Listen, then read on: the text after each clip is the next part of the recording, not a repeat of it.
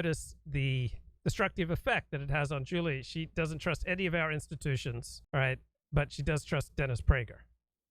Now, I say apply equal levels of skepticism to Dennis Prager and to doctors and to Yale and to Harvard.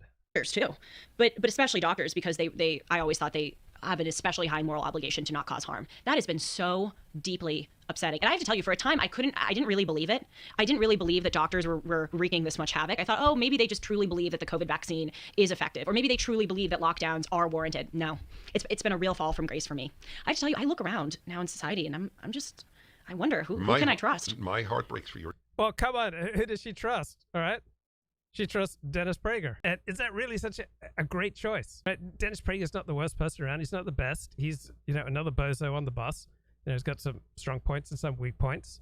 But he's having a destructive effect, on her ability to assess what is right and wrong, true and false.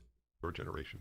I have to tell you, I trusted every institution when I was your age. I don't trust anything. And you're right. You're right not to. Well, what scares me... Right. She says, I don't trust anything. You're right not to, right? Don't trust anybody or anything but me. Right. So Dennis Prager says he's always been faithful to his wife, and I absolutely believe him.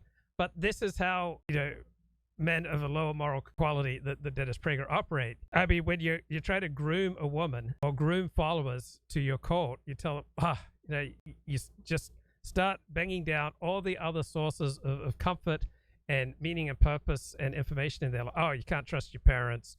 You can't trust your family. You can't trust your boss. You can't trust doctors. You can't trust accountants. You can't trust lawyers. Right? And it soon gets down to, you can only trust me. Now take off your clothes. Now, this is not what Dennis Prager is doing. Dennis Prager is a very holy man. He would not engage this way. But this is a classic thing that men in particular do.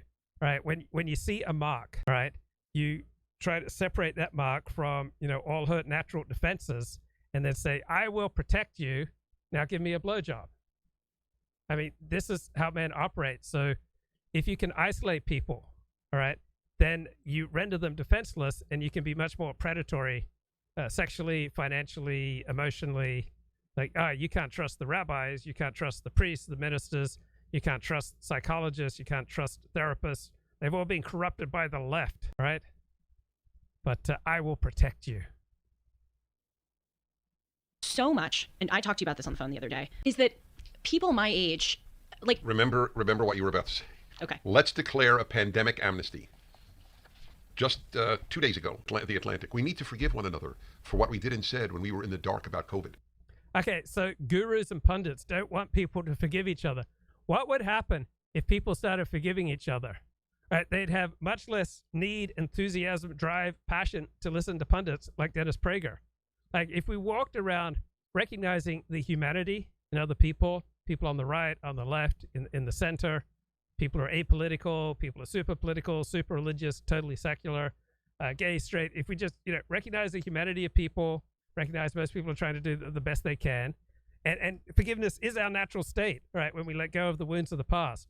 But if I'd been able to let go of the wounds of the past, do you think that I would have been vulnerable to falling into the Dennis Prager cult? No, I would never have fallen so hard for the Dennis Prager cult if I'd been able to forgive. But because I was not in a healthy place, because I had high anxiety and depression and struggling with real world relationships, I developed this, parasocial, ideation and fixation with Dennis Prager, and this virtual father figure was going to be my guide. So once you start forgiving people, once you start letting go of the wounds of the past, you're going to have much less need, much less of a fixation, much less of, an intense drive to tune into what some pundit or guru is going to say, right? Your need for gurus and pundits goes way down when you implement into your life some sort of system or practice that allows you to let go of your old wounds.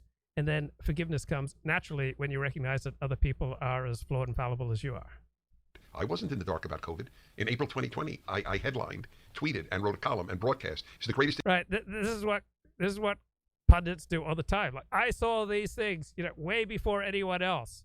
Like, I was ahead of the game. Right. I was not some loser. And they don't tell you. They don't tell you all the things they got wrong. All right. They don't put this in context. This is just like classic, self-aggrandizement. International mistake in human history. Mm-hmm. I said that it was vile what was being done to children. It was cruelty, sadism, not allowing people to be with dying relatives. I wasn't in the dark, and I'm not a doctor. Well, how about what came out a few days ago about the Department of Homeland Security working alongside Silicon Valley to So Dennis is not in the dark, guys. You can trust Dennis. Like everyone else is in the dark, but not Dennis. You can't trust anyone else but Dennis. shadow ban and suppress quote unquote misinformation? That's So those people shouldn't be held accountable. They should get amnesty. Exactly. So you were saying that Right. See, if you forgive, recognize that people are trying to do the best they can, right? That the Twitter files are a little more complicated than, we've been sold, that these, grievance stories, either on the right or the left, are much more complicated.